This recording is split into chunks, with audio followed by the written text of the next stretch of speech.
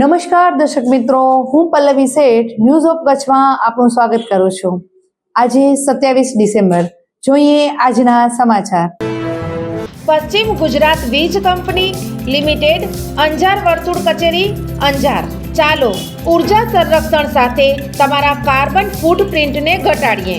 ઉદ્યોગપતિઓ માટે, ગૃહિણીઓ માટે, ખેડૂતો માટે સ્ટાર રેટિંગવાળા પ્રમાણિત વીજળીના સાધનો વાપરો અને ઉર્જા કાર્યક્ષમતા વધારો। સુરતમાં સામૂહિક હત્યાનો કિસ્સો બહાર આવ્યો છે।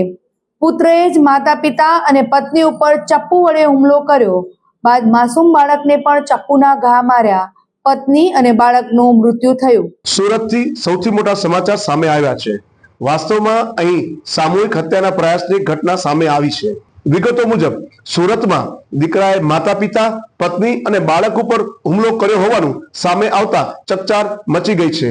પ્રાથમિક વિગતો મુજબ સ્મિત જીયાણી નામના વ્યક્તિએ પરિવારજનો ઉપર હુમલો કર્યો હતો।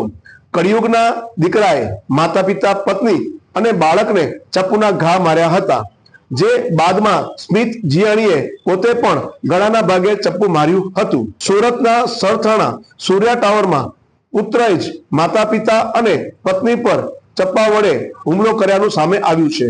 સ્મિત જીયાણી નામના ઈસમે પોતાના માતા પિતા અને પત્ની અને માસૂમ બાળકને ચપ્પુના ઘા માર્યા હતા। આ તરફ ગંભીર ઈજાઓના કારણે સ્મિત જીયાણીના પત્ની અને બાળકનું મોત થયું છે। આ તરફ માતા પિતા અને આરોપી સ્મિત હોસ્પિટલમાં સારવાર હેઠળ છે। સમગ્ર કેસમાં સરથાણા પોલીસ તપાસ કરી રહી છે।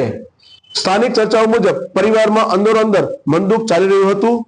વિગતો મુજબ આ પરિવાર મૂળ અમરેલીના સાવરકુંડલાના રહેવાસી હોવાનું પણ સામે આવ્યું છે। સોફ Kutch power by Opal electronics, LG best shop, Vijayanagar road Bhuj, Rambag road Adipur. Power by KC jewellers, latest fashion ડિઝાઇનના ઓર્નામેન્ટ્સનો વિશ્વાસપાત્ર શોરૂમ, હોસ્પિટલ રોડ ભુજ।